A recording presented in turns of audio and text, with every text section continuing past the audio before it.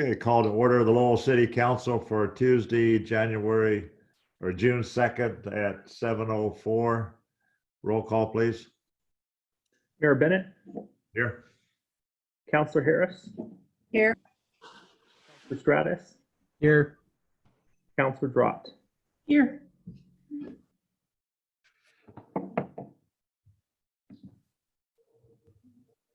Hold on. Okay, we'll do the Pledge of Allegiance. I'll lead it. I pledge allegiance to the flag of the United States of America and to the republic for which it stands, one nation, under God, indivisible, with liberty and justice for all. Okay. Next up is, we're gonna have a work session tonight. Mr. Cobb, you want to start us off on rain? Yes, sir. So we have Caroline Cummings and Raj Vable with Oregon Rain here. And I think that Raj would like to, Raj has a presentation. And so with that, I will go ahead and turn it over to Raj. Great. Thank you, Mayor Bennett, city councilors and city staff. It's really a pleasure to be able to join you virtually. Caroline and I will kind of pass the baton off for our short presentation. We're really glad for the opportunity to share your work. Share our work. So what I'm going to do is share my screen, and I hope this will work. Is everybody seeing my screen now? We can see it. Great. And with that, Caroline will actually begin the presentation once I get it to full screen. Great, thanks, Raj. Yeah, if you don't mind putting the presentation view on, that would be excellent.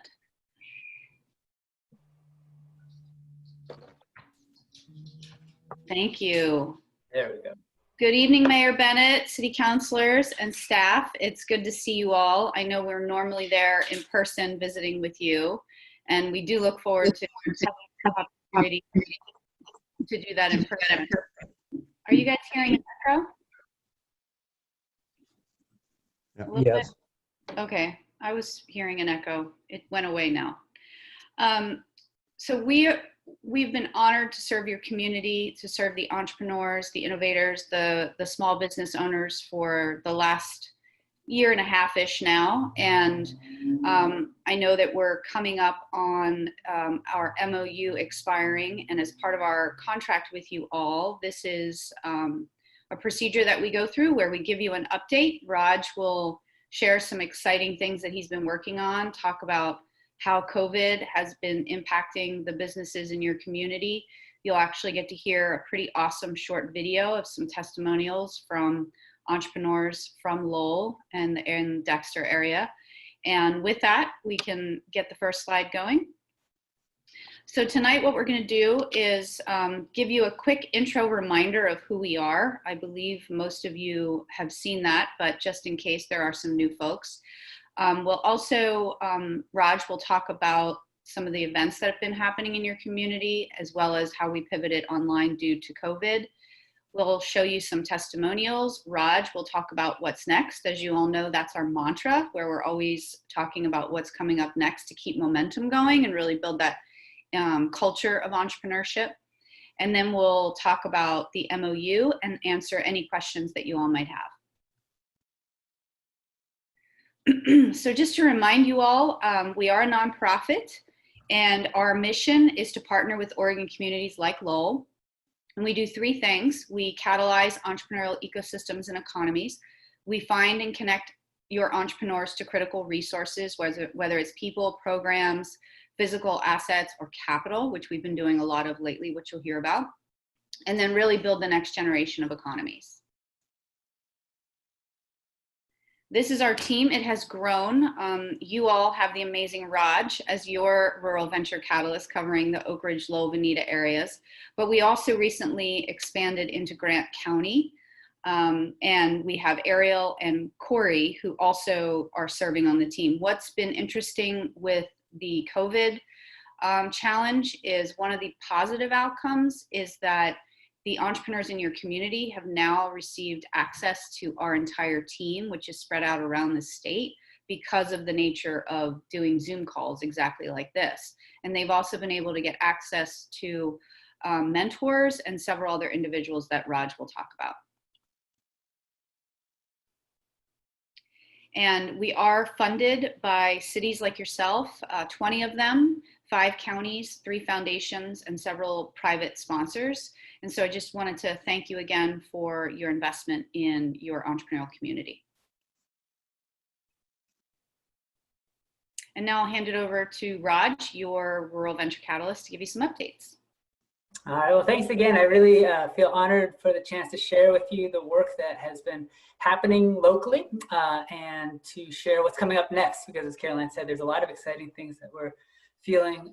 It's a very important moment for the work that we're doing to continue, so I'm excited to get to that part as well. I've been now in the role of being the dedicated venture catalyst for Lowell for about 1.5 years. And in that time, it's been quite a journey. I felt very lucky to sort of walk alongside a lot of the entrepreneurs as they've gone through the highs and lows together, and being there for them in whatever capacity we can has been a tremendous form of personal gratitude, but then also value creation we hope for the community for now and beyond. Right now, I just wanted to share, begin with a quick snapshot of where we're at with the numbers. There are 16 regional entrepreneurs that we're working with a variety of capacities, and a lot of them are familiar. A lot of them are just launching the businesses, so you might not be as familiar with, but we're very excited that they have engaged with us. And one of them is pictured here, Kristen, who I'm sure many of you know well. She feels very symbolic of this kind of shining example of the types of folks that we are so excited to support. I'm not sure how widely it's broadcast. I was appropriate to share that she's recently committed to leaving her job and coming back to Lowell to work at the coffee shop full time. So an exciting moment that we get to be a part of it. That's one of many. So 16 entrepreneurs in the community at present. In addition to that, the way that we provide a lot of our support publicly is through the events that we do. They're always open to everyone. They're always free. And these take a variety of shapes and sizes. This is an example of one of our more successful ones from last year in the fire hall, working with Sean Johnson, who's pictured here. He was doing a workshop on digital marketing. And so bringing these kinds of educational opportunities to businesses is one of the things that we really enjoy these events for. In addition to the sort of transfer of information to entrepreneurs that they might not otherwise have access to, one of the great things about these events is that they really foster a strong sense of community. So in the last 1.5 years, we've run a total of 32 events. A handful of those in the last 1.5 months have been online due to COVID. And it's been incredible to see the way that these events help to contribute to, as Caroline was saying, a culture of entrepreneurship. One of the projects that's very specific to the Lowell area is the Highway 58 Business Network. This was a project that was initially started as a collaboration between the city and RDI, the Rural Development Initiative, that we were in a position to sort of take and run with. And it's been really exciting to see, well, it was exciting pre-COVID to see the momentum building. And for events like this is in the Buckhorn Tavern, where we're having one of the monthly get-togethers, and you can see a crowd of entrepreneurs, new and experienced, alongside bankers, all coming together to discuss. And you can't really make it out, but that's Jared in the bottom right corner there talking as well. And that strong sense of coming together and the cohesion that I think you all get to enjoy so much as a community already is one that's really exciting to see sort of transfer into the entrepreneurial world. One of the things I want to highlight is that this group has been very successful in developing a life of its own. The Facebook group for this event, the Facebook page for this group has over 240 followers, and it's all organic reach that people are, there's a lot of people who are excited to plug into this. And we're looking forward to the point when we can resume the in-person activities, but until then, it'll be largely virtual. So this is one of the types of examples of the way our work takes form. As Caroline mentioned, the last 2.5 months now has been a bit of a roller coaster for all of us. And fortunately at Rain, because one of the qualities is that we're all entrepreneurs ourselves, sort of being used to the unexpected is what we pride ourselves on being best at. And so what this did for us was force us to figure out how do we deliver content and value in this time of need. This is a particularly challenging moment, as I'm sure we're all aware, but this is one statistic that I think really illustrates that quite explicitly. This is from FEMA, who says that 40 to 60% of all small businesses never reopen their doors following a disaster. And while we don't know exactly how COVID fits into that, we can be sure that this is a critical moment for these young and emerging businesses to have vital support to grow and survive and then eventually thrive in that. And I'm proud to say, as we'll see in the video in just a second, that a lot of those businesses are doing exactly that. The way we pivoted in COVID was to bring all of our programming online. Within a week, we had pivoted to offering 2 workshops a week digitally through Zoom. And those have been a wonderful way for us to feel, as Caroline was saying, that we have been able to sort of broaden the scope of our work to the whole state and to leverage the full talent of our full team. And a lot of entrepreneurs in Lowell have actually been participating in these workshops that we've been doing. In addition, a big part of our work has been providing information on funding opportunities, both the federal ones that are listed here that have rolled out, as well as helping to catalyze ones at this county and city level, which Caroline will discuss at the end of this as well. But really providing the sort of just-in-time resources as they're coming out and being an information hub through which we can pump information to businesses so that they know what they at least have access to, and then helping them navigate those opportunities so that they know sort of how to position themselves to best make it, take advantage of the opportunities. So now what we'd like to do is show you a video that we put together. And I'm optimistic that this will work virtually. We did this in Oak Ridge last week with a week and a half ago with that city council, and that worked well. But what I will do is, before hitting play on this, just let you know that I will be sending the slides out afterwards. So in the event we have any technical hiccups, you can click on the link that's hyperlinked at the top of this slide to see this video. But here we go, and I'm just gonna hit play. And in the event that there's any volume related issues, please just say something, because my screen's now just gonna be showing the video, so I won't be able to see if you do anything with your hands or anything. So here we go.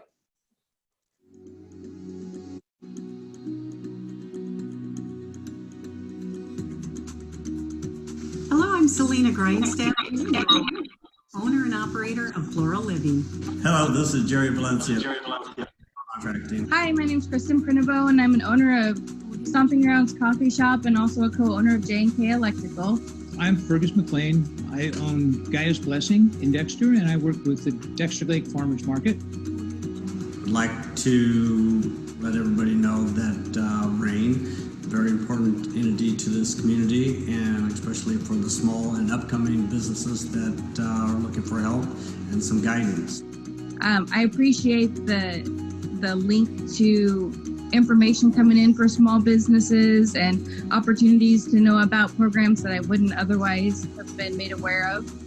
Oregon RAIN really impacted my livelihood as a business owner with the education on SBA loans available for small business owners during COVID-19.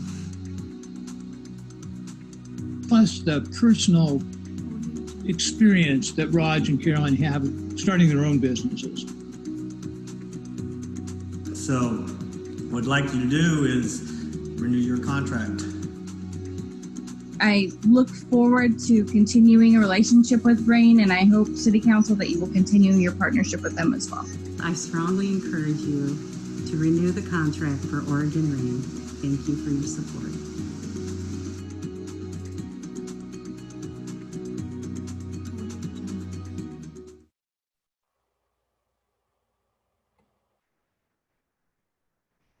All right.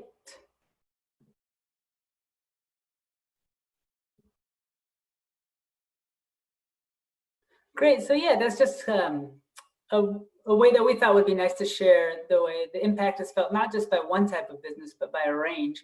And how, as we move forward, we hope to sort of amplify the impact that we're having by broadening and increasing the depth of our services moving forward.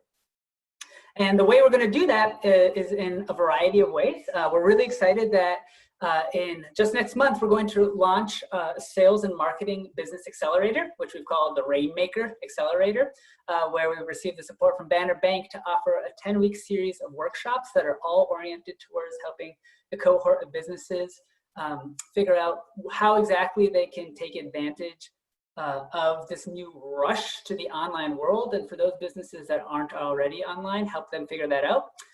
The digital piece won't be the only focus, but it'll certainly sort of be the signature emphasis of this accelerator that will start mid-July.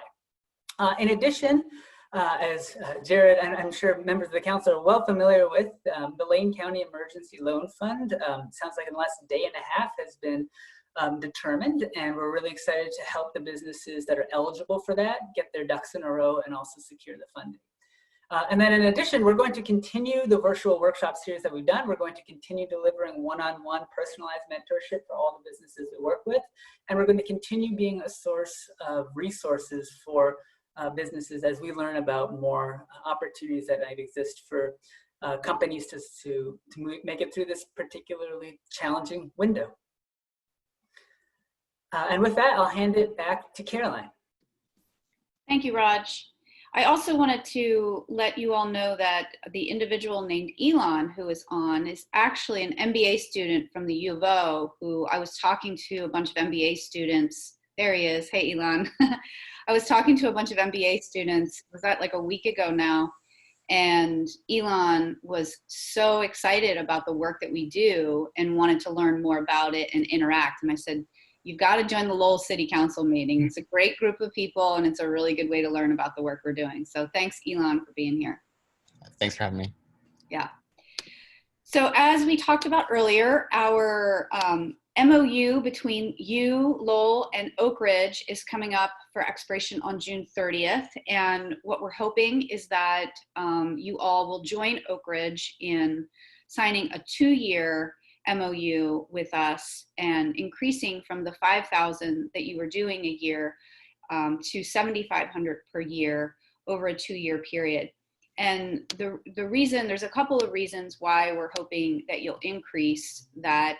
One, we're asking all of the cities and counties that are funding us to increase, because many of you might remember that the state of Oregon isn't funding us this biennium, and we don't know what the future is going to hold. And we are putting together a formal ask to the state to try and come back on board. And what we want them to do is match you 1-to-1. So that's going to be our ask. And, you know, Oak Ridge has agreed to increase. Lane County has increased they went from $25,000 a year to $32,000 a year to up to $40,000 a year.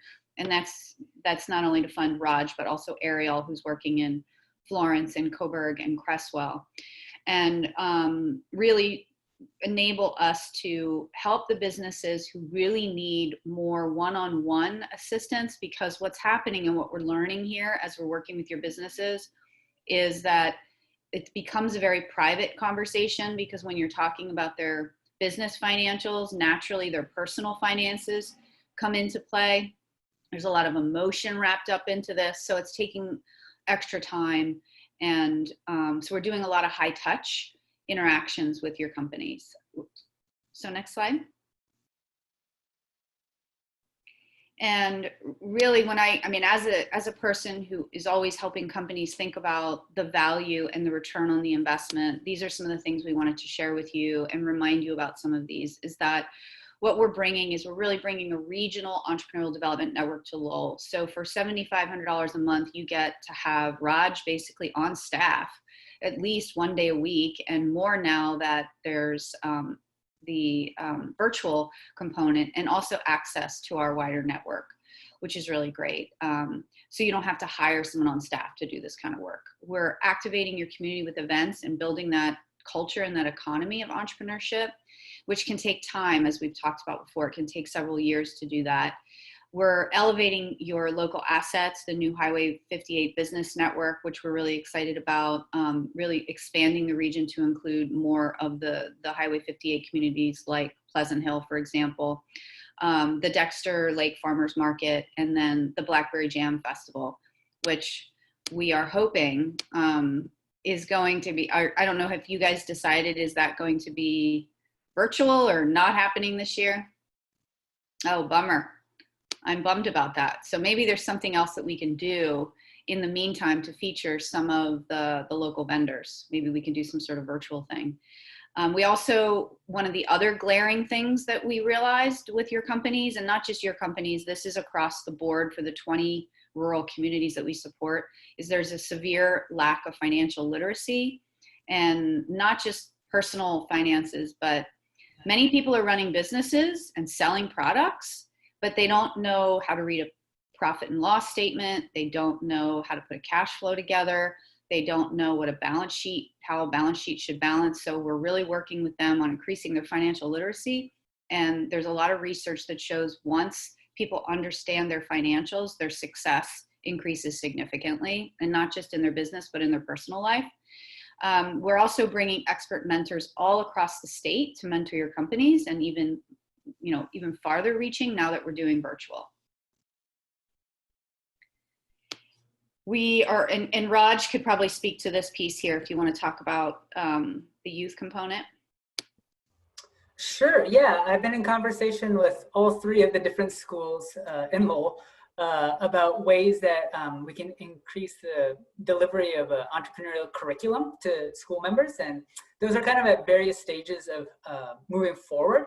But because we've been working with Oak Ridge High School on launching their first class on entrepreneurship, which was running through this academic calendar, we've talked a lot about adapting that in some capacity to Lowell High School and Mountain View. But really where things are moving forward was with the Bridge Charter School, who is going to, well, we'll see how the school year unfolds, but really incorporating the idea with youth that it is possible to start a business. And that's probably some of the most rewarding work, because as Caroline said, this is long-term work.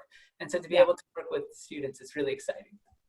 Great, thanks, Raj. And we've already talked about the team and the capital that we're helping activate, whether it's grants, loans, hasn't been any equity at this point. And we're also advocating, we're talking about your community whenever we're talking to legislators. And hopefully we're going to, we are seeing jobs saved, and ultimately, as we move out of this economic crisis, create more jobs, and as well as catalyze some new programs. We're always thinking about what your community needs, what spaces need to be activated, tracking what your plans are at the city, whether or not it makes sense to do a makerspace. So these are some of the things we're monitoring on your behalf with you. And then I'll turn it back over to you, Raj. Sure, well, just in closing, thank you for the chance to work with your community's entrepreneurs. We wanted to leave you with these two quotes that come from the video that we saw that I'll share, which just reemphasize from both Selena and Kristen their sentiments around the value of our work and their hope that it continues. Selena says, City of Lowell, I strongly encourage you to renew the contract with Oregon Rain. Thank you for your support. And Kristen said, I look forward to continuing a relationship with Rain and hope that you, City Council, will continue in your partnership with them as well. And that's a sentiment that I think everybody at the team shares. We are at the beginning of a very long journey together, and we look forward to the next steps. So if we have time for questions, I think that this would be it. But in closing, thank you for believing in the power of entrepreneurship locally, and thank you for being such wonderful partners to work with. Yes. Thank you, Raj and Carolyn. One clarification, though, just so everyone knows, the 7,500 would actually just be a continuation of the current funding level. That's what we had for this current year. The prior year, we were at 5,000. So this would be a continuation, essentially. Thanks for that correction, Jared. Sure. So if anybody, go ahead, Mayor. I was just going to say, any other questions of Carolyn or Raj? It's a good program, and I'm glad you're doing it, and especially at this time with what's going on with the COVID. It's going to, like his thing, it's saying 40 to 60 businesses will go down after a disaster, and if we can help pull somebody through, I think this is a good program or get somebody started. Thank you, Mayor. Thank you. I'll be quiet. Go ahead. Well, you all have our contact information as well. It's just Caroline@OregonRain.org and Raj@OregonRain.org. Please feel free to reach out anytime. And again, we're just honored to serve your community, and we look forward to working with you over the next 2 years in partnership with the City of Oak Ridge. So Okay. thank you all. You too. Thanks, everybody. Thank you. Bye-bye. Bye.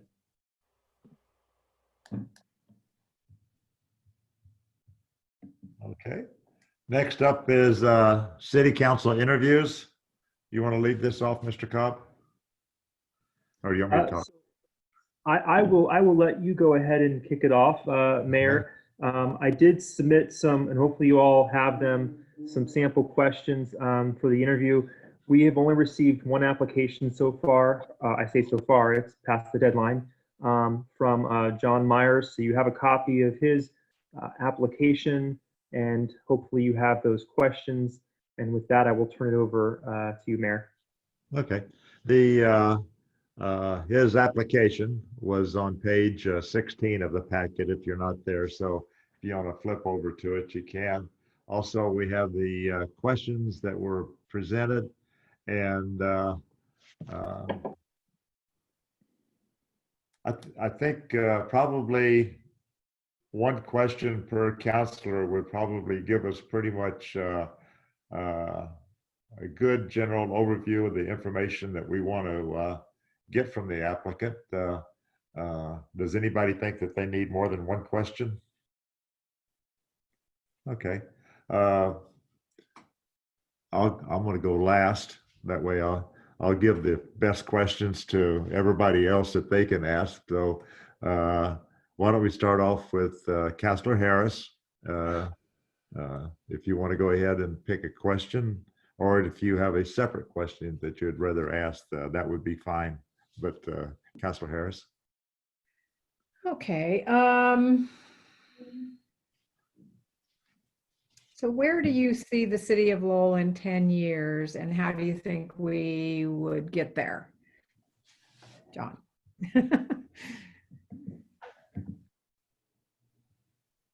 Let's see. Okay.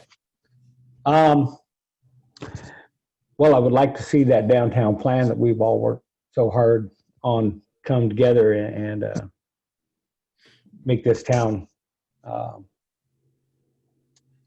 thrive more than it's thriving now.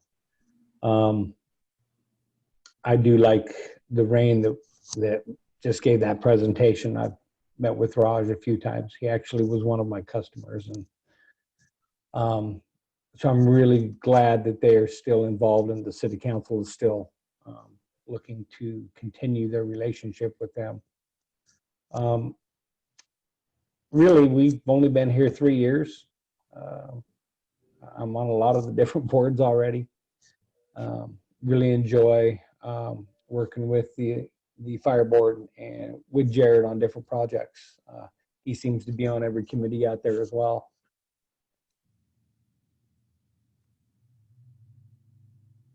Okay, thank you. Councilor Drott? I'm not seeing the questions officially, so I may just wing it. Oh, there you go. Sounds fine. There you go, Sam. Wing it. Yeah, it can't be a true false.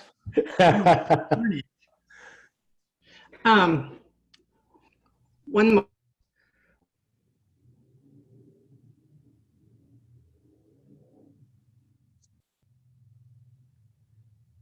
Counselor Drott, if you want, I can go ahead and resend that to you.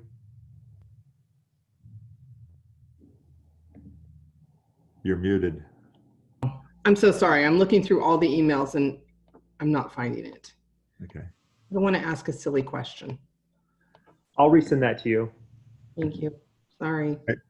While we're doing that, Tim, if you'd like to go ahead and ask the question while Sam prepares herself. Yeah, John, what would you consider to be the 3 most significant issues currently facing the council and the city, and how would you recommend addressing them? Well, that's like 6-part question, but that's cool. 3 major things in the city: housing crisis that we have, for sure. Especially as the school's growing and people want to move in, don't have nowhere to put them. I'm on the planning committee too, so yeah, we approved the 26 homes, and there's another lot of 17 that is awaiting approval. That's a good start. We also have to consider the low-income housing. Not everybody's going to be able to afford one of those nice new homes that come in there. So that's a big thing that all of us have to work diligently on. I really don't have an answer for that. You know, how am I going to address them? I would think if everybody else had an answer to that, we'd probably be addressing it. But right now, as it stands, you know, we have to work together and just find ways to make this happen. The second thing is economic development around here. Like I said, rain is a big part of that. And COVID is a big deal. I've been blessed with where I work that it does not affect us at all. But it affects 80% of the people probably here in Lowell with their work schedule. A lot of part-time jobs. I'd like to see some of that stuff come back, and we just need to grow and be supportive, and whatever kind of outreach program we can do for the community, be able to do that. And you know, we all have to get involved. Sitting at a table is fine, but we need to get out there and show ourselves, make ourselves known, and help in every way we can. Take one Saturday a week and help out the community. The other thing is, well, we got to get the library and the city hall going. And almost 2 years since we bought the library, and I know that that's in the works and in the plan to get that all up and going. But I think that it would be a big deal to the community if we showed some major progress on that and on the park plan downtown. The kids have to have a great place to go to. Whenever this COVID thing gets over with, everybody, you know, would like to go down there, listen to bands, enjoy that park. Just a sense of community, sense of pride for the community. Okay, That three and three. that's good. Sam, are you ready or? I'm ready. I'm ready. Okay. It's a simple question. Why do you want to serve on the city council? Oh, Lord, look at all the other things I'd get off of. No.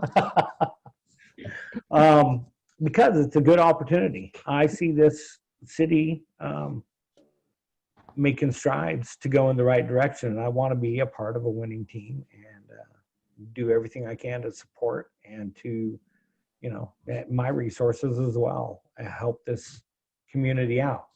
Like I said, we moved here 3 years ago. We've always wanted to live at, you know, at a lake, and this is just like heaven for us. And we want to be a part of this community and help this thing grow. Thank you. I'll go last, and I have a separate question that's not on there. I've seen you in some meetings, and I know a little bit about you. So if I could get you to expand on your work history, your current occupation, and why you chose Lowell. If you just a little background history on you.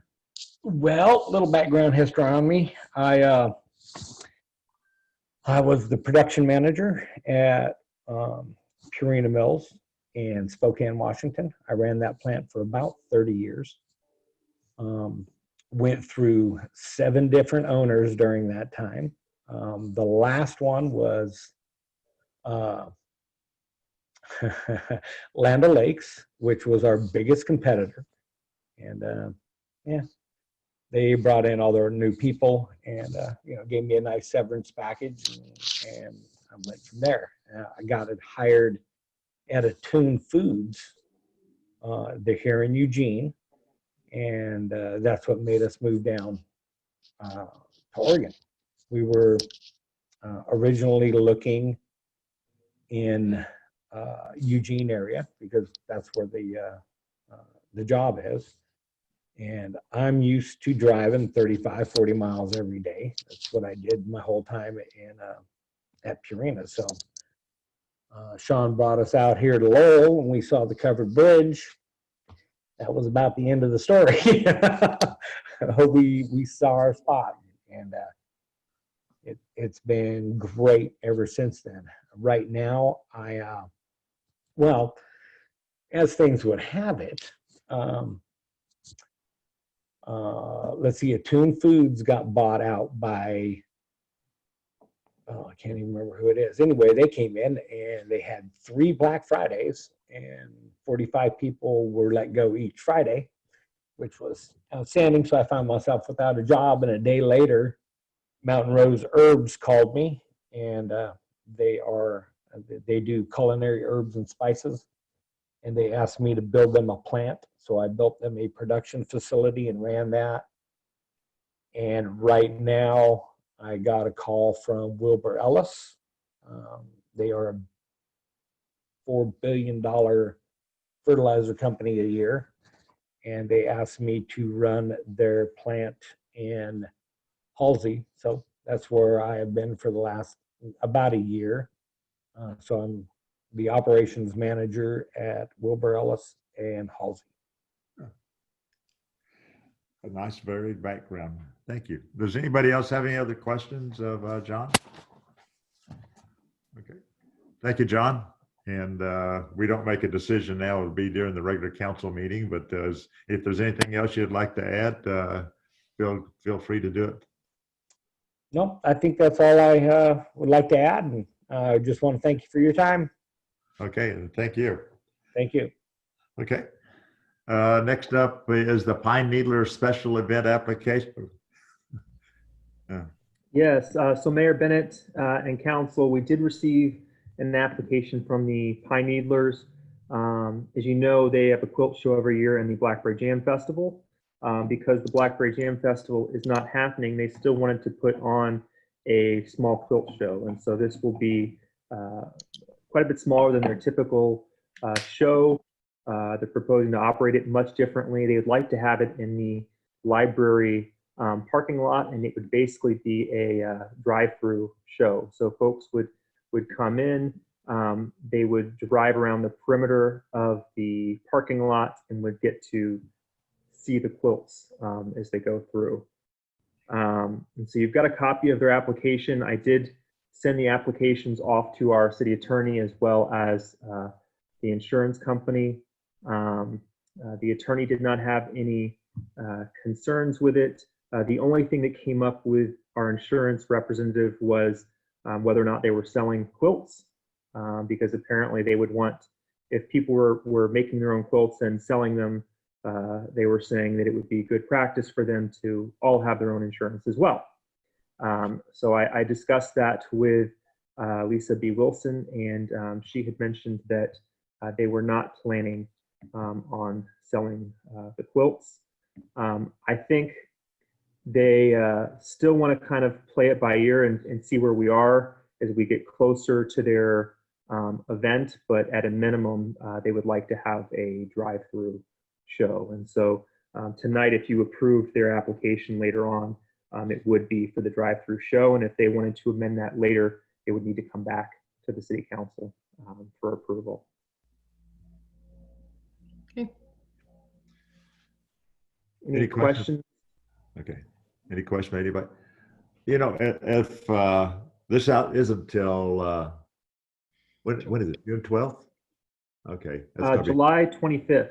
I was going to say it's the Blackberry Jam time. By then, hopefully we'll be in phase 2, and possibly they'll allow walkthroughs with people maintaining separation and stuff like that versus drive-through. So I know it's nicer to be able to look at a quilt up close than it is from a car window. So, but that might be if they wanted to come back, they might want to do that. So, but for right now, this is the best plan we can go with. Okay. Any questions by anybody about the quilt display? Next up is the Lowell High School special events application. Mayor and council, so the next event was from Lowell High School, and it's to have a parade, which I think I said in the application that it followed the Blackberry Jam Festival, and it does for the most part. They do have a few changes. They're showing it in yellow on the Blackberry Jam map. So going down Moss, then down 4th, south on Highland, over to 3rd, Moss, and back over to Pioneer. And essentially they would just have folks in cars along that route. The permit would not be providing any space for public gatherings. And that'll be something that will be noted explicitly on the application because being in phase 1, that could get us into some trouble with our insurance provider. And so that is pretty much their application. I think they've discussed this with the fire department as well to help with traffic control. Okay, that's in the afternoon, evening, so, okay. I do want to, at this point, if there aren't any questions on those two applications, I do want to make mention that part of the discussion with the city attorney and our insurance representative with the Mountain View Academy application, they did have concerns with that. And the reason was because since we are still in phase 1, essentially their gathering would be larger than the, I think it was 25 people that was allowed. And so the insurance provider had stated that if we're still in phase 1 with that restriction, then we could potentially be, well, our attorney has said that we would be in violation of the governor's executive order, which means that if anything were to happen, CIS would not cover us for that event. And so that's a pretty big deal. I've had a conversation with the director of Mountain View. They are hoping that we will be in phase 2 at that point. If that is the case, it would make it easier. I still haven't had a chance yet today to talk to the attorney about that, but I did just, wanted to be, upfront with them and letting them know that if, unless the council directs me otherwise, if we're not in phase 2 at that point, then essentially we're not going to be able to issue a permit. In that case, if they wanted to, they could certainly walk the sidewalk, or depending on traffic that day, if on the side of the road. But essentially, we would not be giving them an actual permit. If we were to sanction the event, and we are in phase 1, that could potentially get us into some trouble with our insurance carrier if something were to happen. And they don't have their own insurance? Doesn't work? They do, but the issue is that since it's on a city street, if we shut down the city street, then we are sanctioning it. And so we would be liable, just like they would if something were to happen. Okay. Go ahead. What?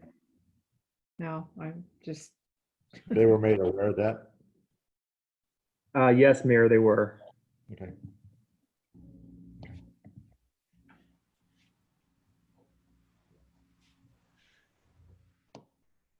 Any other questions? That's the world we're in, is everyone's having to interpret these executive orders. And so it was essentially, the discussion was over the word gathering and what constitutes a gathering. So if one is a parade and they're in vehicles, that's treated differently than if you've got kids actually outside of the vehicles and walking. That's just how it's been interpreted. So that's what we're working through right now. And if we are in phase 2, then again, I'll have that discussion with the attorney, but it's more likely that would be allowed to proceed.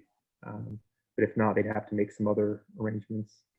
So are you saying that the high school's graduation parade is going to be held in such a manner that it will be okay even in phase 1?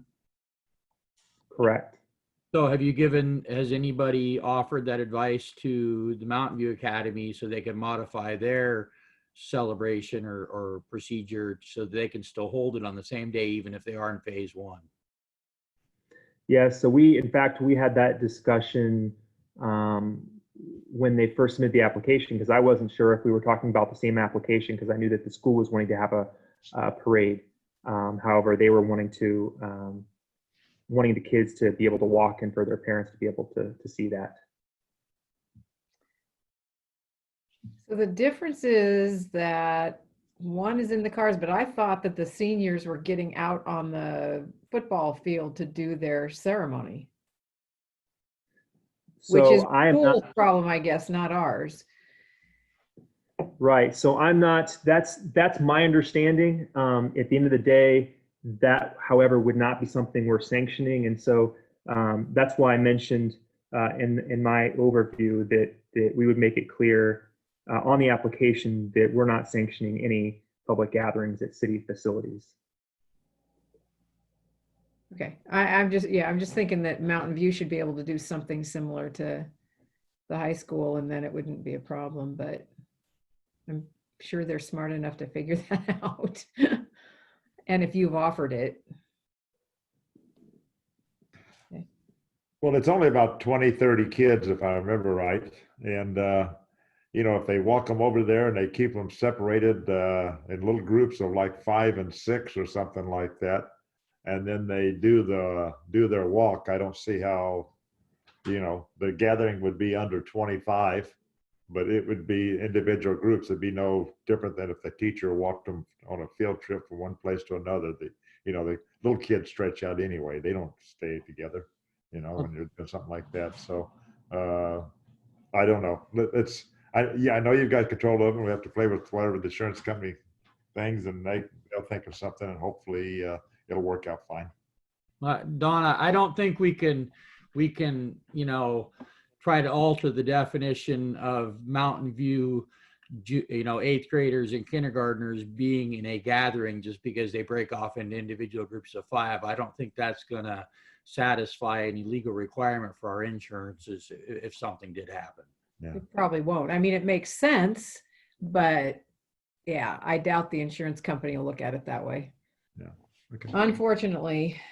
I was, and to be honest, when their application came through, the only concern that I really had was all the folks in the vehicles and how that would be treated. It wasn't necessarily the kids walking, and so that was, I guess, somewhat of a surprise to me. But again, I know they've talked about it quite a bit at LCOG amongst the attorneys to determine the best way forward and what would constitute a gathering and what wouldn't. And so it's been talked about a lot. I can tell you I've asked lots of questions myself, but kept getting the same response. Do we have an expectation that we'll be in phase 2? I mean, they're talking about it already, but. Well, I've got a call with the county tomorrow, but I don't. Things have changed so much. I mean, we're getting grant applications with 3 and 4 day deadlines, so I just don't know. That's really all there is to it. And so, in my mind, once we get to phase 2, then there'll be a little more clarity for some of these smaller events. But until then, like I said, I certainly had a discussion with them because they were basically anticipating that it was a foregone conclusion, and I really just don't know. I have no idea. Yep. Okay. Just the little things in life. Next up is Crestview subdivision agreement. Mayor Bennett and council, so you've got a copy of the Crestview subdivision agreement. This is something that is in our code that we require when you have a development. The purpose of it is to ensure that all the public improvements get completed as per the plans that they submit to staff and then our engineer reviews. It also functions as a way to cover the review and inspection cost for all of the public utilities. And so this is essentially the same document that we've used for the last few subdivisions. I think before all of you were on the council and before I was here, we did submit it to our city engineer, our planner, and the attorney as well to review. There were a few minor changes, but essentially the models basically stayed intact. Please let me know if you have any questions and we'll be happy to answer them.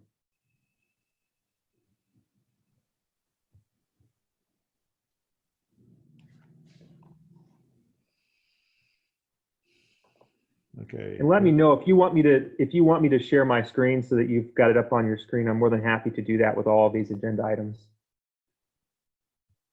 Okay. We will do that. Next up is Utility Payment Assistance Program.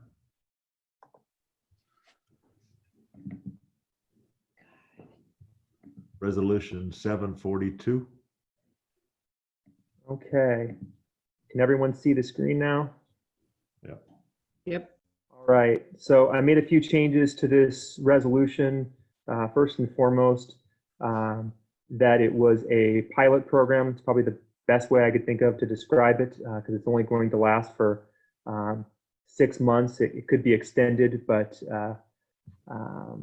essentially the first 6 months, we're just going to see how well it works and serves our customers. I did put the 25% reduction in base fees. I reached out to Vanita as well as, I think it was McMinnville. Now I'm going to have to scroll through. The best, let's see, Newburgh, I'm sorry. Newburgh's much bigger community, so I think it's harder to kind of take things away from the way that their program has worked because they do theirs a little different. It's based on credits. But you can see they've got 6,300 residential accounts. They've credited 1,400 accounts. But I think that's basically from when the program started. I didn't get a response yet, I don't think, to my follow-up. Vanita was pretty close. I think a better comparable to Lowell. They have 40 people that are currently on their program, and they have about 1,600 residential accounts.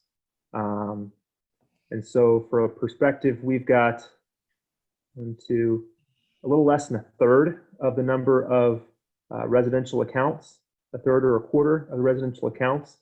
And so you probably could, assuming that we have the same are pretty comparable demographics, which we do, 10 to 20 folks might participate.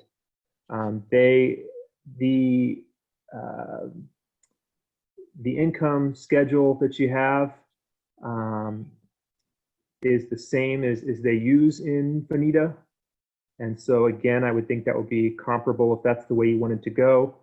As far as how they administer the program, I know that was one of the questions, was we didn't want to create too much of an administrative burden.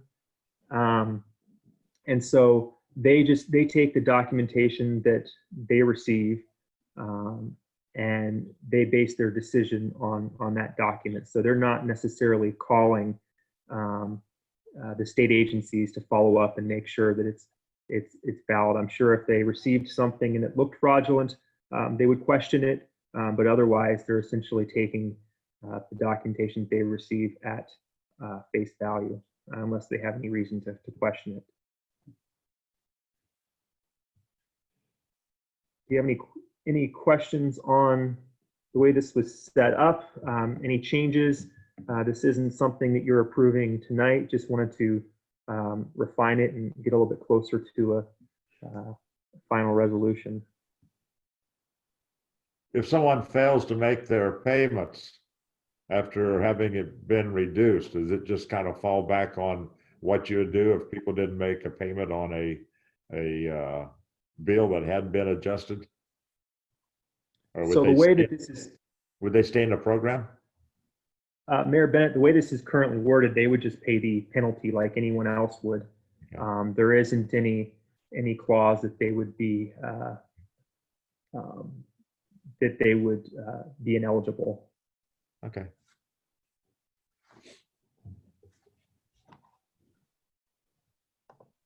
Any other questions about the utility assistance program? Mayor Bennett, I did want to just mention that I did have the city attorney look at this as well, just because it's would be a reduction on a bill, and so some states encourage these types of programs, some states don't allow them, and so I just wanted to be sure that if there were any requirements that we met them, and he mentioned that there were not, and so there were no issues with the way that this is currently set up. Okay, that sounds good. Next up, utility payment in lieu of franchise fee. Mayor Bennett and Council, I don't think there were any questions that you had asked me to follow up on, but did want to bring this back to you in case anything else had come up. And if so, I can put a response together before our next meeting. Okay. Any questions for him? Okay. Fiscal year 2021 utility rates. Mr. Cobb. Council, there was one change to this, which was adding a bulk gray water disposal fee. So when we have had this in the past, it's been 15 cents per gallon. The discussion was putting this on the rate schedule such that if there were some fires or some reason for a need for gray water disposal, that we could act without having to bring it back to council and making them wait, especially with some of the fires that have come up in the past. They typically like an answer pretty quickly, and so this would allow us to provide that service. Good idea. And this is a 3% increase, right? On base Mayor rate. and Council, so yes, so for the base service charge for water, it's 3%. For the variable, it's 3%. The bulk water rate is the same. The fire hydrant rate is up 3%, and the sewer is up 3%. Okay. Any questions, anyone?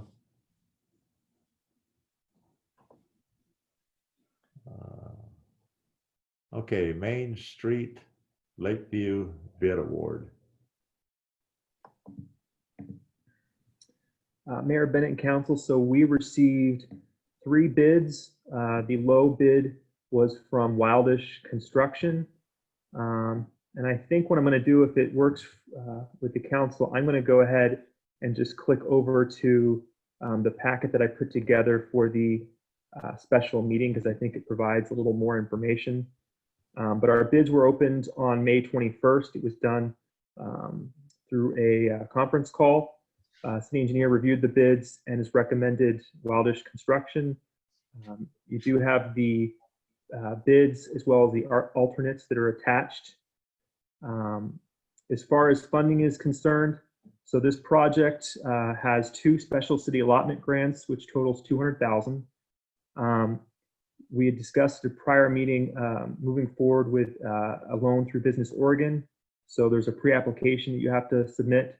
We have submitted that to Business Oregon. That would equate to debt of about $226,000. If that interest rate, assuming that it stays the same, that would be a payment of about $14,362. If for some reason the loan application did not work out with Business Oregon, we do have a backup, which is through Government Capital. That rate is about 4.5%. So it's a little bit higher. That would probably be at 15 years, 15 or 10 years. And so the payment would be a little bit higher, but still pretty reasonable rate if we need to use that. With that, I think I will turn it over to our city engineer. If you have any questions on the bid, I know from our past discussions, the big question I think was about the sidewalk, and so I think that's a discussion that the council needs to have, and you would obviously make that during the special meeting, but I think it certainly warrants some discussion. Was there anything, Matt, that you would like to add to the discussion before we have that conversation? I just wanted to point out that, we got 3 bids for this, and 2 of them were pretty close and quite a bit higher. Wildish was the low bidder on all 5 alternatives. We bid it as just the street or street with water improvements, and then on Lakeview we also asked for additive alternates for curb and for sidewalk, and Wildish across the board was the lowest on every one. So we went ahead and issued a notice of intent to award to jumpstart the 1-week protest period, which has now been passed. So at this point, whatever you guys decide to do, we can go ahead and start that process right away. So again, regardless of which options you guys want to go with, Wildish was the low bidder. Okay, thank you. Any questions?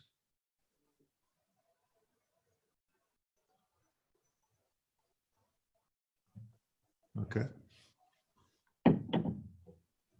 Next up is the Main Street and Lakeview financing, which you kind of included. Yeah, so I covered that because I think it's certainly an integral part to that decision on the bid award. And I do have, let me go ahead and open that intake form. Can you all see this now? Yeah. Okay. So this is the form that was submitted to Business Oregon. The only question mark was the whether or not to do the sidewalk. That's something that we can take out because, again, as I mentioned, this is a pre-application, so it's not the final application. And so this is what the request would be from Business Oregon if we went ahead and did the sidewalk. What's not included in this is the engineering fees to date, and so that is part of the funds from potential applicant. But if we did want to include some of those, especially the project management portion, that is something that we could include as part of this request. But we don't have to necessarily finance that. That would be up to the council when we submit our final application. Again, I think you all know what the project is. Loan funds would be repaid by water utility fees for the water lines. The state highway distribution receipts would pay for the street improvements. I don't think we really need to go through the project description, but essentially just gave an overview for how we got to the point of selecting these projects. And again, if we wanted to add some of the design, I think we could. But at this point was kind of looking at just moving forward what our actual needs were.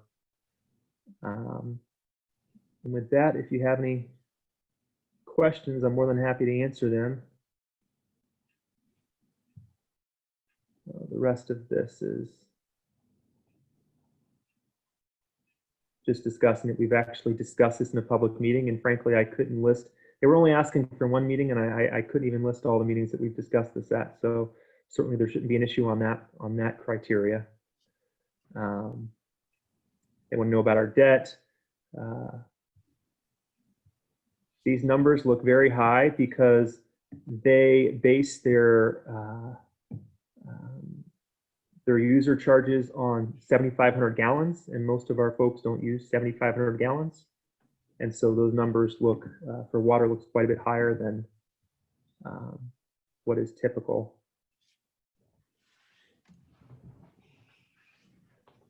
And then they just ask for our connections and current consumption. For us, this table's not really all that important on our end because we're not adding connections with this project. We're replacing 2 lines. Do y'all have any questions? I think that's. Hey, Jared, I wanted to kind of point out too that the funding application that you're talking about here is primarily for water improvements, right? For replacing the water lines in the streets, and so this would really only be usable if you went the option of replacing the water lines, which I think you guys have talked about wanting to do all along, but this is tied to that option. Is that correct? It is. They also fund streets as well, but yeah, a lot of their applications are on water and sewer. And I have had this discussion a few times with our representative with Business Org, and so she's aware, and her feedback was that that our project would fit their program pretty well. Okay. And I did make it clear to them that we needed to move pretty quickly. And so the feedback that I received was that they would reimburse us for essentially any invoices that we had related to the project.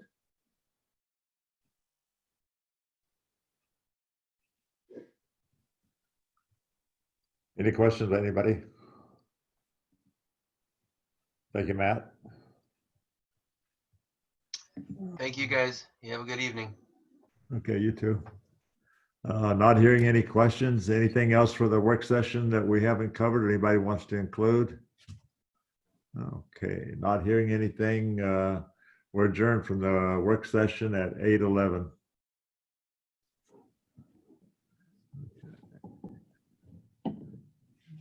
You want to stop the tape and restart the tape or whatever? Or just so Mayor, we don't need to do that unless you all would like to take a break and recess. Anybody need a break?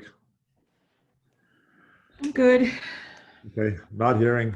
We'll go on and call to order the special meeting for the Lowell City Council on June 2nd at 8:11.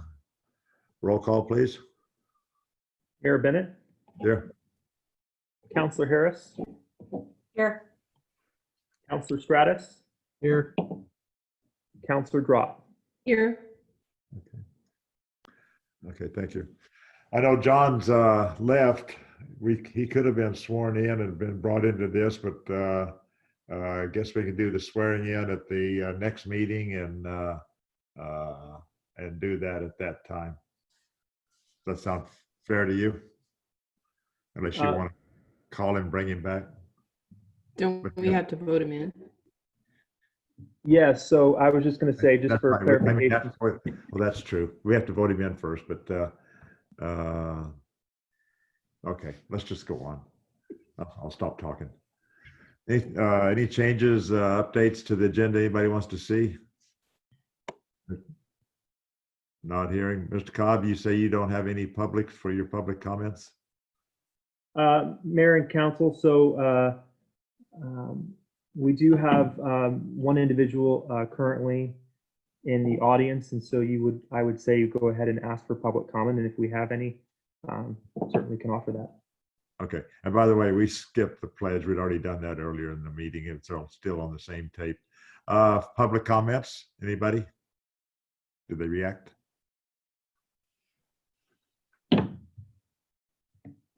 I don't think we have any. Council comments at this point? Okay, no old business. New business would be city council appointment. Mr. Cobb, you want to introduce this? Yes, so Mayor Bennett and Council, there is currently a vacancy on the City Council. As you know, we had the interview earlier tonight during the work session. We published a call for volunteers in the May edition of The Bridge, also posted the position on the local bulletin boards, website, and Facebook. As of May 28th and as of today at 5:30, we'd only received one application, and you had the interview earlier tonight. Okay, thank you. Does anyone want to make a motion for the city council position 2?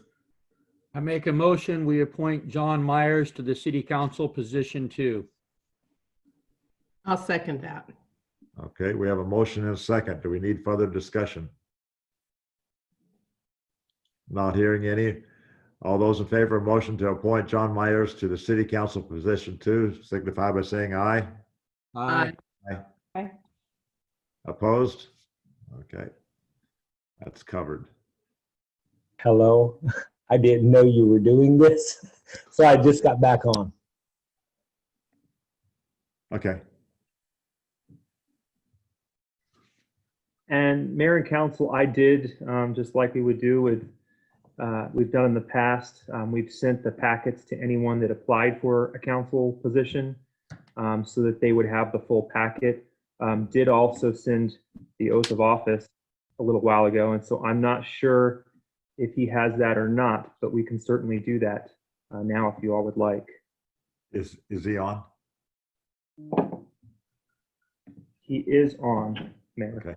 Okay, I'm unmuted now, and yes, he just, I do have the oath of office in front of me Okay. somewhere.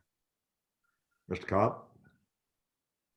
Okay, and I've actually got it up on the screen, so hopefully you all can see that. And so if you'd like, Mr. Myers, you can just go ahead and let's see your screen first. That would be helpful. The world that we're in is makes things interesting. Is that better? Yes, so please raise your right hand and repeat after me. I, John Myers, I, John Myers, do solemnly swear do solemnly swear that I will support the Constitution and laws of the United States of America, that I will support the Constitution and laws of the United States of America, the Constitution and laws of the State of Oregon, the Constitution and the laws of the State of Oregon, the ordinances and resolutions of the City of Lowell, Oregon, the ordinances and resolutions of the City of Lowell, Oregon, and that I will faithfully and impartially discharge and that I will faithfully and impartially discharge the duties of the office of City Council the duties of the office of City Council for the City of Lowell, Oregon, for the City of Lowell, Oregon, according to the best of my ability, so help me God. according to the best of my ability, so help me God. Very good. Welcome to the council. Thank you. Congratulations. Welcome. I'm glad they include that to the best of my abilities caveat. That's good. We're Bad without it. We're all extremely able. Okay. Very good. And Mr. Cobb said you had a copy of the packet, so you can kind of follow along on where we are and things like that. Yes, I do. And the next item up is the Main Street and Lakeview Avenue bid award. I know we just discussed this, but Mr. Cobb, you want to kind of scan through it Yes. quickly? Yes, so Mayor Bennett and Council, we discussed here just a little while ago. We did have these bids opened up on May 21st, and the notice of intent to award was submitted. The city engineer reviewed the bids and recommended awarding to the lowest bidder, which was Wildish Construction Company, and the bid and alternates are attached for your review. You have an overview of the fiscal impact here. Again, if all the additives were approved, this would equate to a debt service of about $226,000. And moving forward with Business Oregon, if we were to receive that funding, the payment would be about $14,362. We do have a backup in case that does not go through, and that would be through government capital and their rate is about 4.5% right now. So I think from the discussion that we've had at the work session tonight and in prior work sessions, I think that the biggest question was on the sidewalk, but if there is something else, please let us know and we'll be happy to address your questions.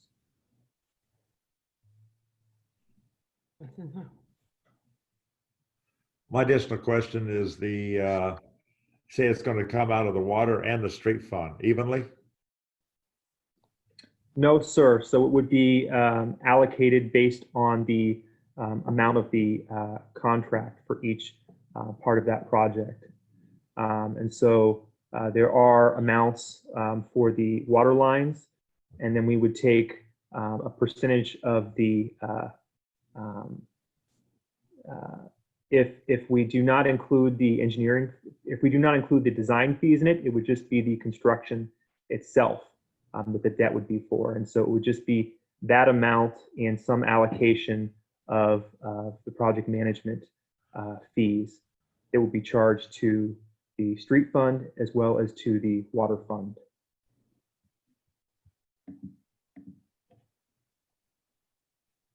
Okay.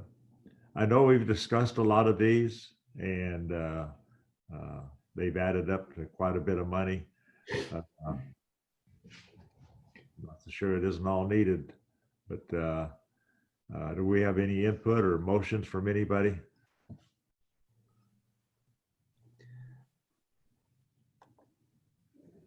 I'd just like to make a statement. I know it's everybody's concerned that we maintain fiscal responsibility for Lowell. I think that these improvements both surround the area of our school district, which has shown great growth, top 20 school in the state of Oregon, incredible amount of development of that school and improvements as the last few years have shown. And it borders right up against our downtown planning area, our new park. As much as I'd like to maintain, that conservative spending on all this, I also think that we should do the best to make this a project that fits in with the plan that everybody, wants for the downtown, and that aligns with the development that's happened at the school. And I think, making sure we take care of all of our work while we got the street open in terms of the waters, and doing this right, I think is probably the way to go to really show that we're serious about improving Lowell on every level that we can. Okay. What I'm hearing is that you suggesting that we should do the whole package. If that's the case, when I look at this motion, I see alternative AB with a space, and alternative AB with a space, and alternatives 1/2 or 1/2 both. How would this motion need to read, Mr. Cobb, if we decide to go with the whole package? Mayor and council, I can fill in those blanks for you now. Thank you. There were a number of permutations to this, and so did not want to make any assumptions there. Hold on just one second. I've got the numbers here.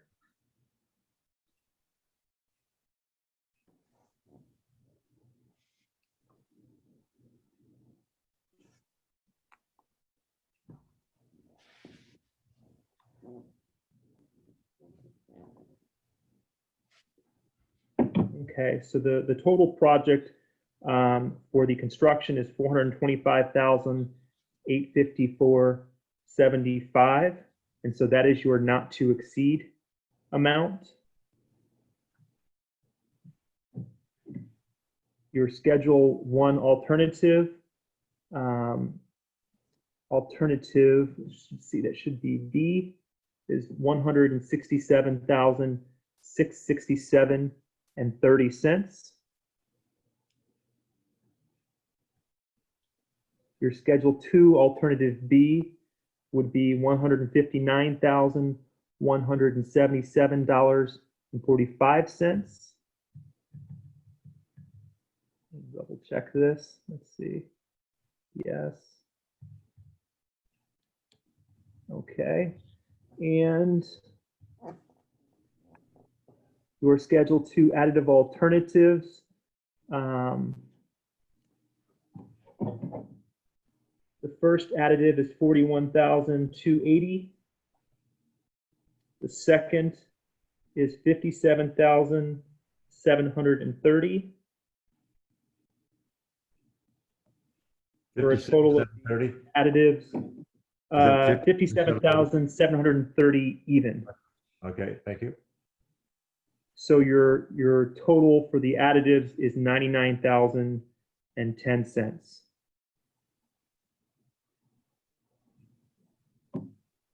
And again, that would make the not to exceed 425,854.75.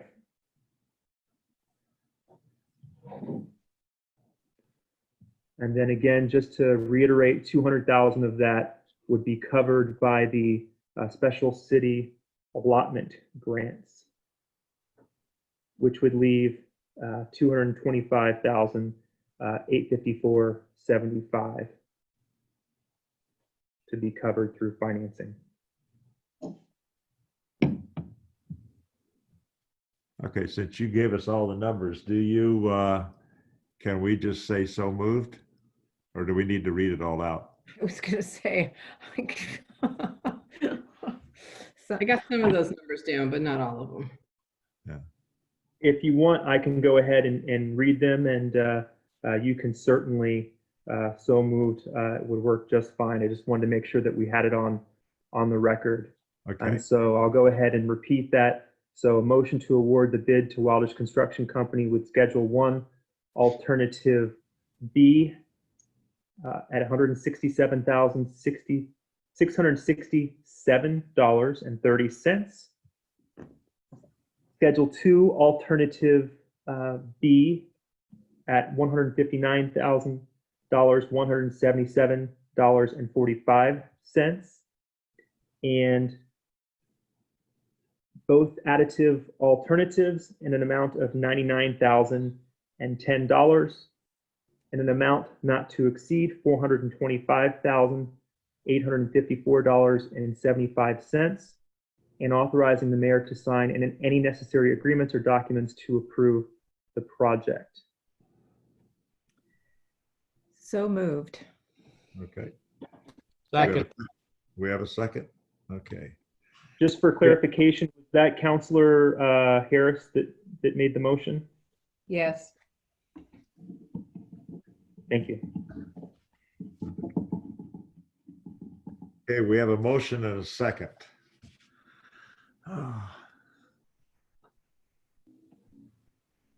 First of all, I see this as both needed and necessary, but you know, we started off before we put the water line in and the sidewalks in and everything of being $20,000 to $40,000, and we would take it out of our own pocket, you know, and do a kind of a lump sum payoff and get it over. So now we're looking at a $225,000 loan over 15 to 20 years. We can do it. We'll have the money coming in from state revenue on the streets and things like that.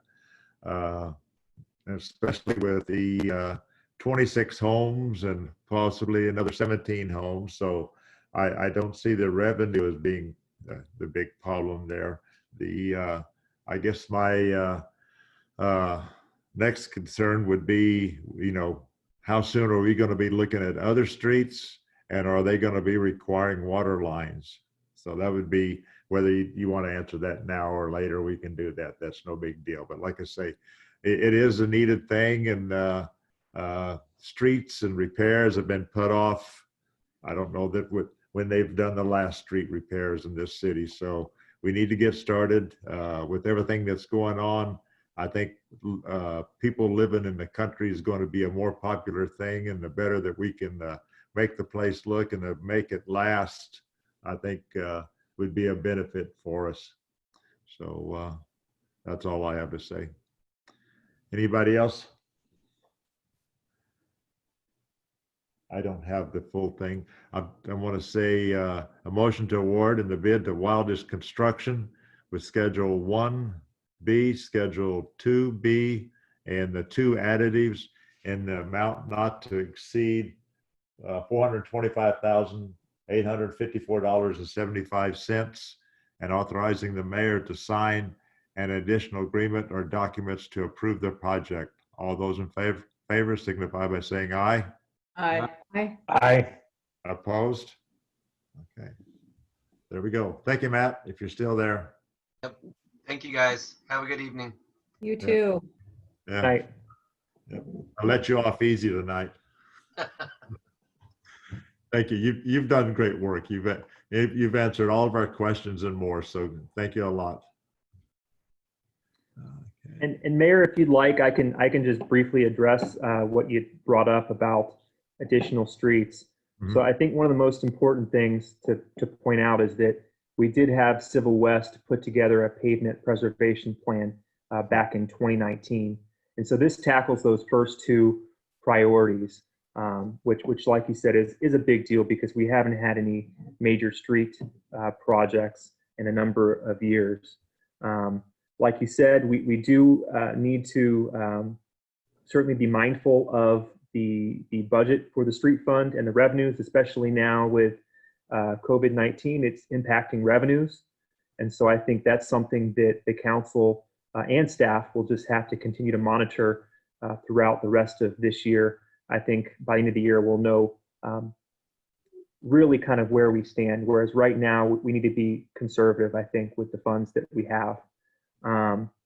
You know, to increase the level of service, to do more than a couple projects like this every 2 or 3 years would certainly be a lot. And so that'll depend on I think, growth of the community, as well as some of the other potential revenues that we've discussed. And so I think right now we're pretty much operating within the means that we have. And we've got a lot to consider and discuss, I think, later this year. I agree. It just grew. You know, that was the thing. We started off at one level and it grew. But like I say, if we had all those homes, the property tax, and we live basically this city with property taxes, water sales, and sewer sales. So we get, I think, $37,000 from intergovernmental. So it's not like some of the major cities that rely on Salem to such a degree. We're in some ways a little bit more self-sufficient. Like I say, property taxes, if we have another close to 40 homes, that's going to benefit us. And the water sales and sewer sales to those 40 extra homes, I think will more than cover, or pretty much cover what we're spending here tonight. So it's a good way to go, and I don't feel bad about approving it. So thank you. Anything else by anybody? Next up is the Lisa B. Wilson Pine Needlers request. Mr. Cobb, you want to give us another fresher review quickly? Yes, sir. And so I did discuss this, just so you know, with Lisa B. Wilson, and she was going to try to make it, but she mentioned she may not be able to get here in time. So the Pine Needlers every year are part of the Blackberry Jam Festival. They have a pretty large quilt show that's grown and grown. Every year they put it on. As you all know, we did cancel the Blackberry Jam Festival because of the size of the event and the COVID-19 pandemic. Would still like to put on their quilt show if at all possible. And so they have submitted a special event application to have a drive-through quilt show in the parking lot here at the library. They would be covered under our insurance, so it's a little different than some of these other special event permits. And so we will need to make sure that they take all the necessary precautions. And they have assured us that they will. The event is planned for July 25th. And I'll go ahead and bring up their request here.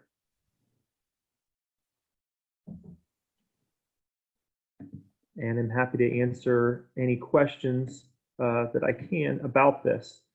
They've still got a little, there's still a little time before the event, and so one of the things that they did bring up was that if certain restrictions were lifted, they may want to have more of an open event.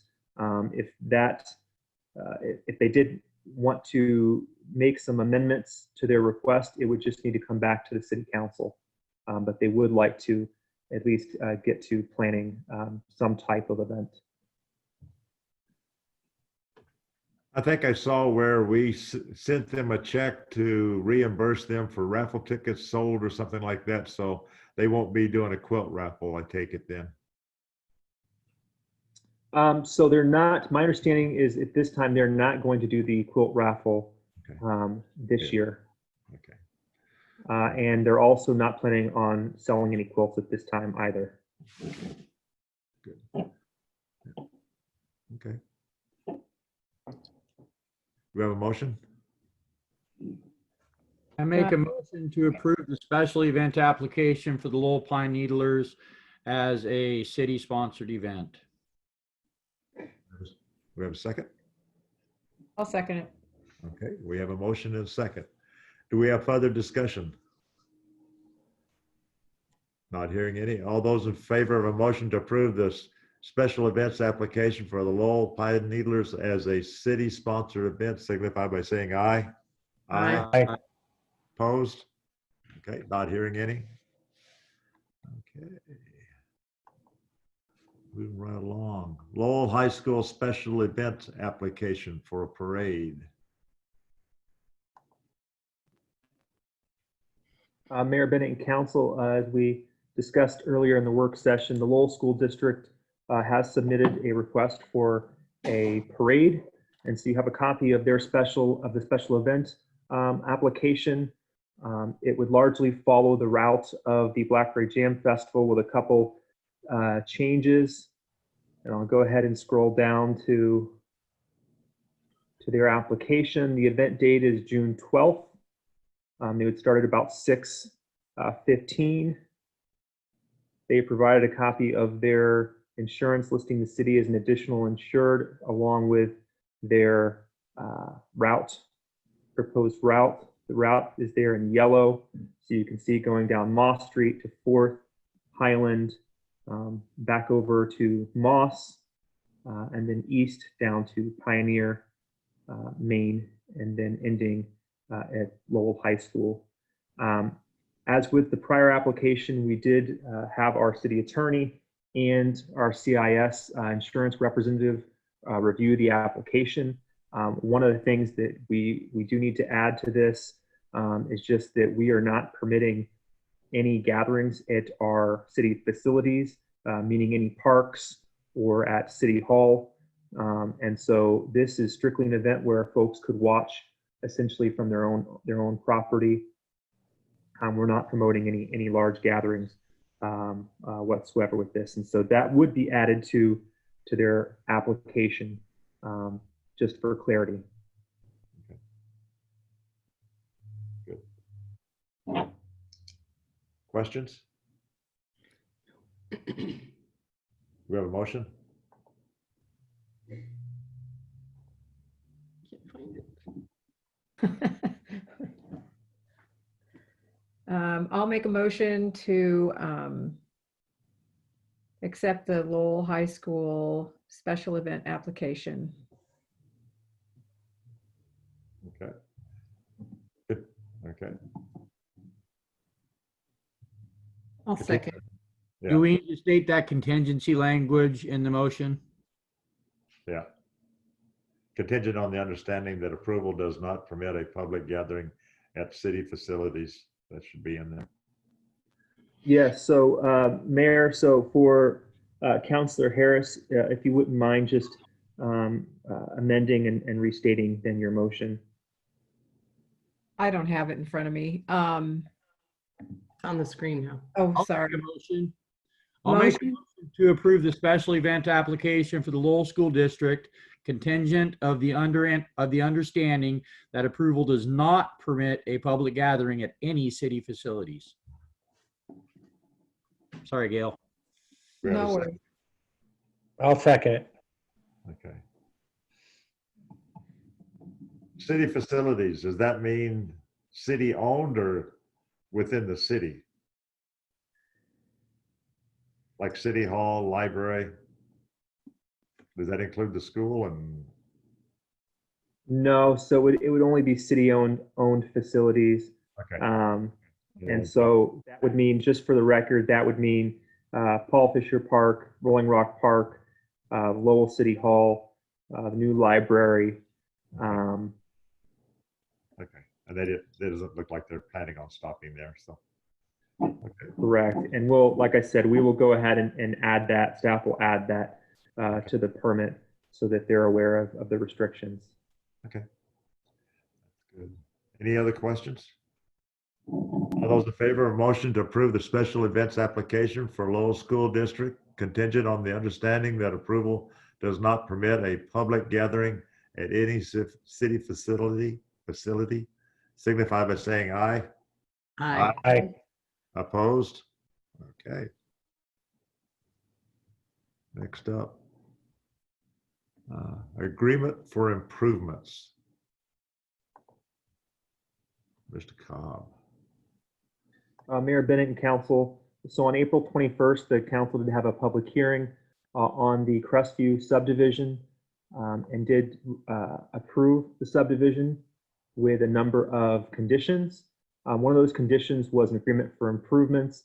You have the agreement attached, and what it does is it requires that they construct the public facilities to city standards and allows for the recruitment of the cost for the review of the street, the sidewalk, the lighting by our city engineer.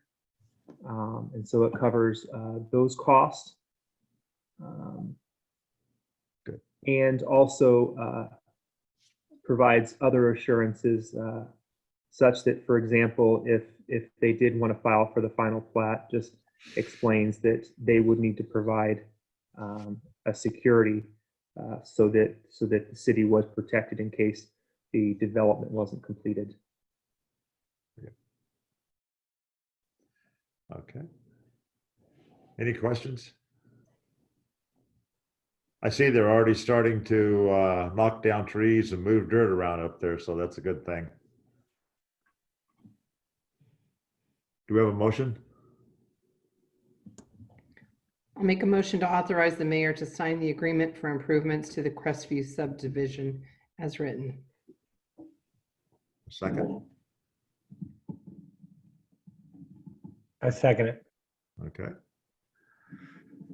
Okay, we have a motion second to authorize the mayor to sign the agreement for improvements for the Crestview subdivision. Do we have any further discussion or questions?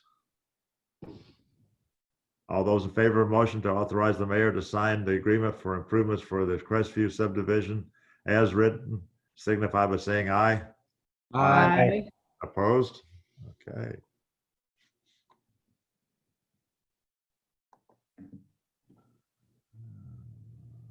Oregon Rain contract. Mr. Cobb? Mayor Bennett and council, as you are all aware from the presentation we received earlier tonight from Oregon Rain, from Raj and Carolyn, we have been working with Oregon Rain since 2017. They assist entrepreneurs in Lowell, Dexter, and Fall Creek. The city of Lowell, we started with a contribution of $5,000, and that was increased this past year to $7,500. Oak Ridge also provides $7,500 a year, and the county also provides a contribution as well. They've also used these contributions and leveraged them with a number of foundations so that we're getting quite a bit for the contribution that we provide. And with that, I'm happy to answer any questions. The one change to this MOU is it is for 2 years now instead of just one. And so that is really the only change that we have to the contract right now from last year. Jared, during Raj and Carolyn's presentation, I heard $7,500 a month. that is not, it's $7,500 per annum. Am I correct in that? Yeah. Correct, sir. That's the 7,500 for the year. That was Carolyn. And that's listed right under here under 1.3.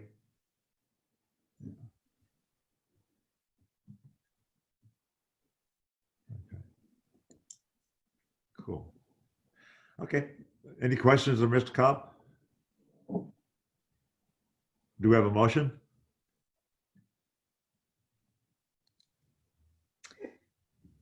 I'll make a motion to accept the Oregon Rain MOU as written.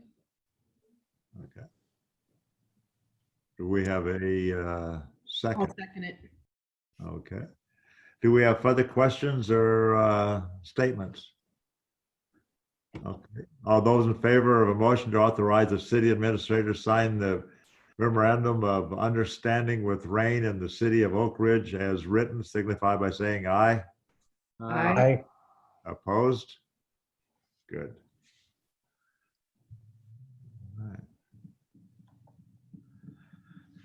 Okay. Mayor, if you have just 1 second, I'm going to pull something up really quickly. Okay.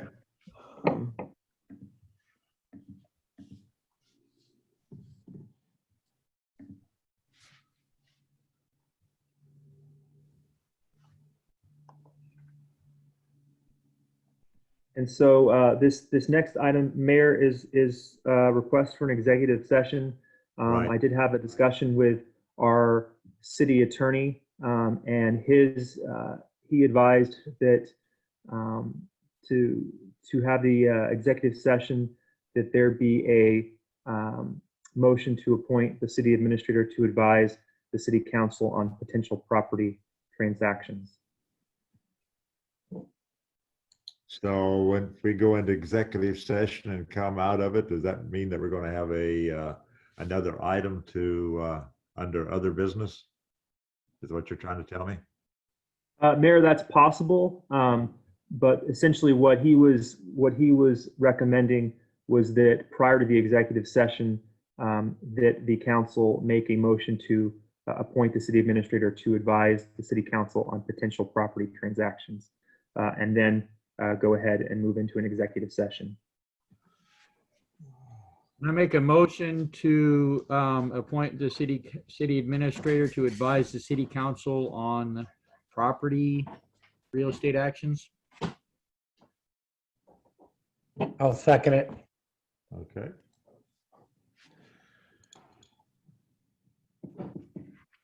I don't think there'll be any questions because we don't know what we're going to hear. But all those in favor of authorizing city administrator to handle property real estate actions with the council, signify by saying aye. Aye. Opposed? Okay. Okay, are we ready for heading into executive session? Yep. Okay. Okay, then we'll be going into executive session. We'll be closed to the public.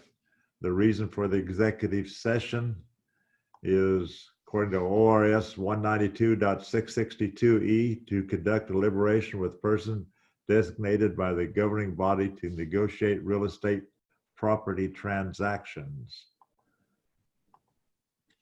We'll be returning to open session to make any decisions about discussions in the executive session. And we expect the executive session probably to last 10, 15 minutes. And we'll come back on for final deliberation and adjourning. With that, the regular session is closed. And Mr. Cobb, you want to turn off the recorder? Mayor and council, yes. So I'm going to invite you to a separate room. And so you'll just need to accept that invitation. And then when the executive session is over, we can all return to the general meeting. Okay.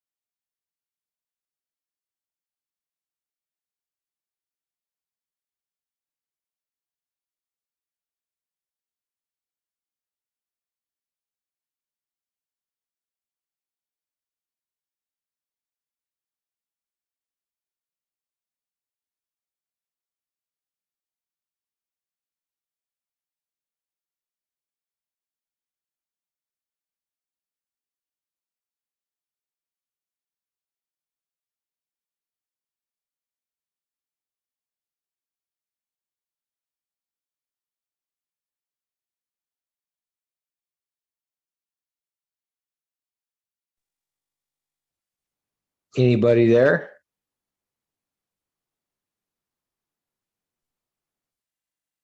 Can you Hello? see it?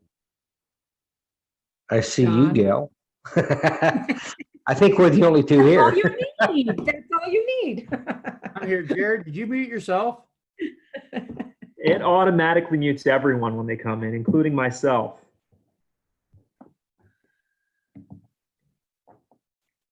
Let's Gail see. and John, can you see us now? Yes. Yeah, I've been able to see you. John I'm was. sorry. It's okay. These things are tricky, John.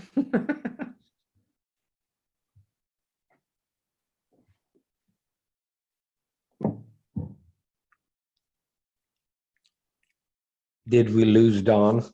No, Don. Don's Nope, here. it's there. Okay. So He just killed his microphone was all for a second. Okay, we reconvened or reopened the regular session, special session at 9:33. and Mr. just for Cobb? the record, Mhm. yes, just for the record, the full council is back here in the special meeting. Okay. Okay. Do we want to? I can read the motion if you want, unless we want to have more discussion. No, I think there were two motions we were going to do, right? Right.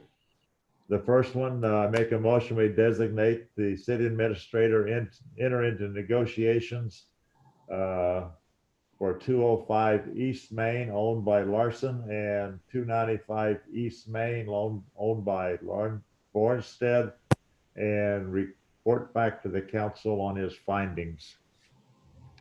And just for clarification, Mayor, it is Mary, owned by Mary Lawson. Okay, Mary Larson, and you can put down Jerry Bornstead. Okay. Okay. Was You have that a a second? motion, Don? Was that a motion, Don? That was a motion. I'll second it.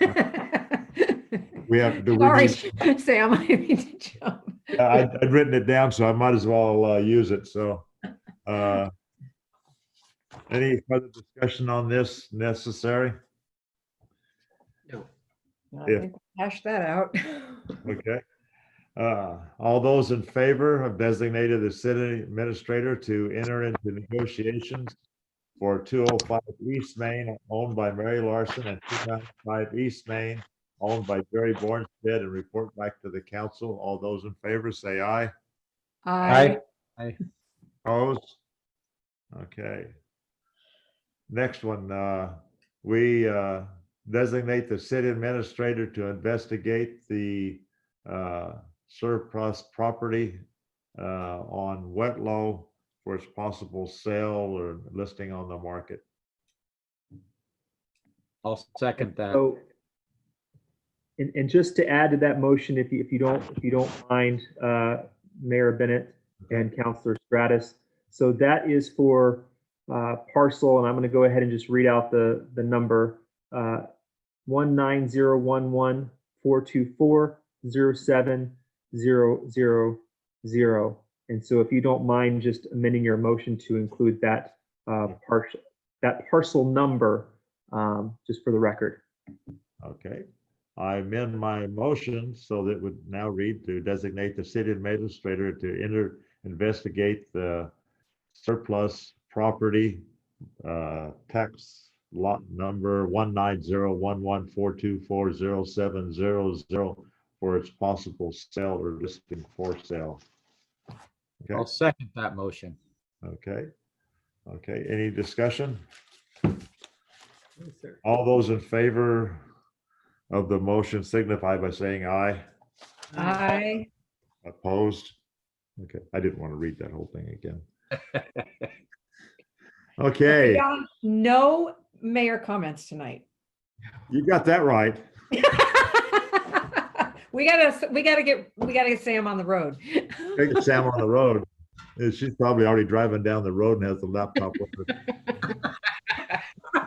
She did leave to pack, right? You saw Yeah. that she left her chair, so she went to pack, while we were all Went to make Jared, coffee. Jared, was this only, what was it, 4 or 5 meetings in one evening? I've lost track. It was 7. We've had a lot of meetings lately. We'll take off for a couple of weeks now then. Look what you signed up for, John. Yeah. And Yeah, somebody should have worked me to begin with. It's 9:40, so by this time we've all worked and we're all cross-eyed, so Yes. it gets pretty silly. Okay. No other business, no mayor comments, no community comments. In that case, we're adjourned at 9:37. Thank you, everyone. Thank you, John. Have a nice day. Drive Thank you. carefully. Thank you. I will.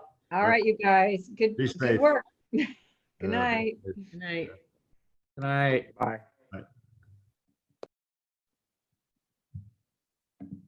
I thought I left. Not yet. So was that a Larson or a Lawson? I think it was Lawson. Have a good night. That's all right. Have a good night.